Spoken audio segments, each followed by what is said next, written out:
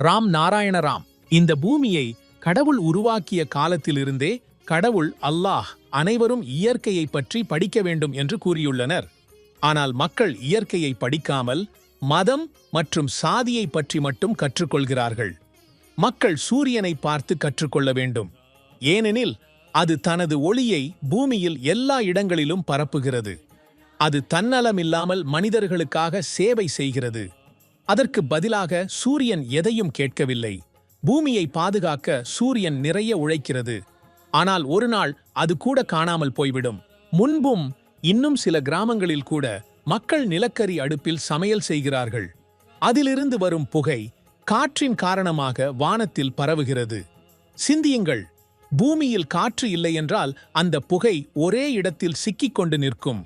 அதன் காரணமாக மக்கள் பல பிரச்சனைகளை சந்திக்க வேண்டியிருக்கும். எனவே மனிதர்கள் காற்றின் நெறிமுறைகளை, அதன் செயல், அதன் தியாகத்தை மதிக்க வேண்டும். மனிதர்களின் உடலில் தலை முதல் பாதம் வரை சுமார் 70 நீர் உள்ளது. மனிதர்களுக்குள் உள்ள வெப்பம் சூரியனின் வெப்பம்தான்.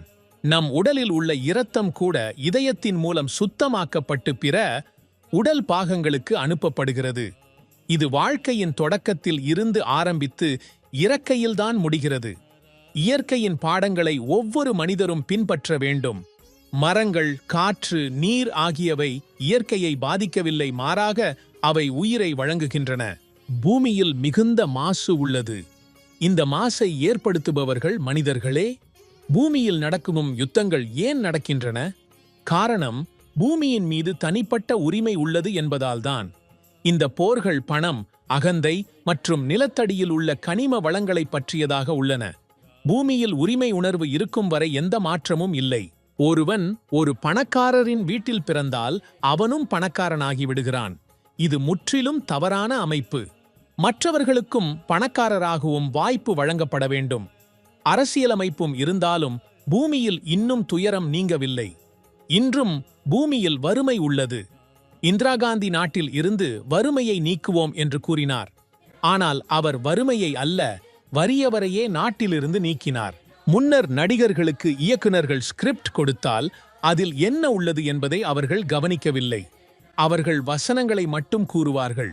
ஒருபோதும் மதத்திற்கு எதிராக பேசுவார்கள், ஒருபோதும் மதத்திற்கு ஆதரவாக பேசுவார்கள்.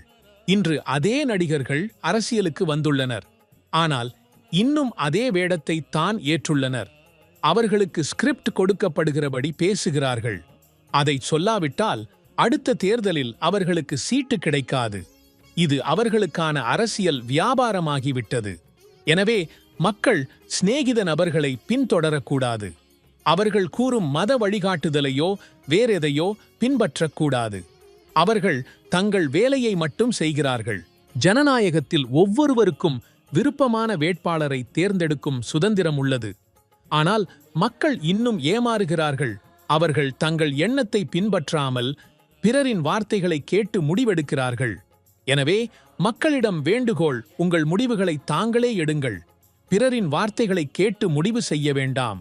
நாம் எதிர்கால சந்ததிக்காக ஏதாவது நல்லதை செய்ய வேண்டும். அவர்களுக்கு நல்ல இயற்கை சூழல், நல்ல நீர் வழங்க வேண்டும். எனவே எதிர்கால சந்ததிக்க பணத்தை மட்டும் விட்டுச் செல்வது போதாது. மக்கள் விழிக்க வேண்டும். பிரதமர் மோடி தனிப்பட்ட அரசியலமைப்பை விலக்கி இயற்கையின் அரசியலமைப்பை கொண்டு வர வேண்டும். மக்கள் மோடியை நம்புகிறார்கள், அவர் நாட்டின் நலனுக்காக செயல்படுவார் என. எனவே அவர் மக்களின் நம்பிக்கையை நியாயப்படுத்த வேண்டும். ஒவ்வொரு நபரிடமிருந்தும் அவர்களது பிரச்சனையை கேட்க வேண்டும். பூமியில் சாதிமத வேறுபாடுகள் இருக்கக்கூடாது. மக்கள் எதிர்கால சந்ததிக்க நல்ல சூழலை வழங்க வேண்டும், வீடு கார் அல்ல. மக்கள் இயற்கையை நேசிக்க வேண்டும். இயற்கையின் நெறிமுறைகளை அவர்கள் பின்பற்ற வேண்டும். ராம் நாராயண ராம் எனும் நாமத்தை ஜபிக்க வேண்டும். அது மனதிற்கு அமைதியை கொடுக்கும்.